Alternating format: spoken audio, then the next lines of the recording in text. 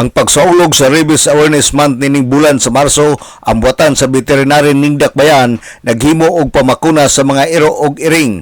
Atol nining maong pagsaulog sa Rabies Awareness Month, ang maong kalihukan nakabakuna ang Veterinary Office og mukabat sa 1,138 ka mga iro og iring.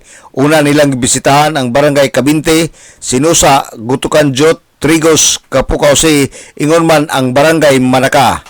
Kagahapong adlaw Huwebes schedule ang barangay Sangay Dako nga mao ang katapusang barangay nga pagabisitahan sa maong buhatan aron sa pagpamakuna apan giri schedule kini gumikan sa kakusog sa ulan. Matud pa ni Dr. Lourdes Calyao nga ang mga barangay nga nasgutan sa unahan nga gibisitahan sa maong buhatan nga ilang napili base usab sa gidugayon sa ilang pagbisita ug ang gilayon sa buhatan.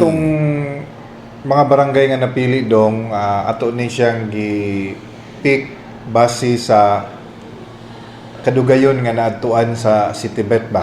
Okay. Plus ang location po dong kanang medyo nalayo na po sila diri sa opisina. So ang pagdala-dala nila sa mga iro medyo challenge ba.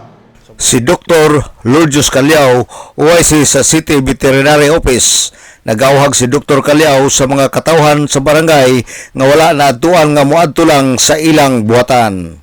Alang sa DXDD Radio Campana, ang radyo sa simbahan, WD45 Dudong Bergamento, muduyog sa ika-75 nga jubileo sa simbahan sa Archdiocese sa Osamis Danag, Sarakwayan.